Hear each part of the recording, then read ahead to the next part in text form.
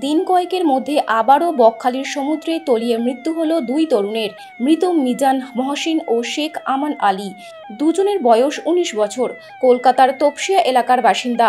রবিবার সকালে ৫ বন্ধু মিলে বকখালি বেড়াতে আসে। দুপুর ২টো নাগাদ সমুদ্রে স্নান করতে নামে। সেই সময় ভাটার টান ছিল। প্রথমে এক বন্ধু তলিয়ে যাচ্ছিল, তাকে বাঁচাতে যায় অন্যজন। তখন দুজনেই তলিয়ে যায়। খবর যায় ফ্রেজারগঞ্জ উপকূল থানা উপকূল রক্ষী বাহিনীর কাছে। পুলিশ ও উপকূল রক্ষী বাহিনী যৌথ তল্লাশিতে নামে। বিকেল ৫টা নাগাদ দুই তরুণের দেহ উদ্ধার হয়।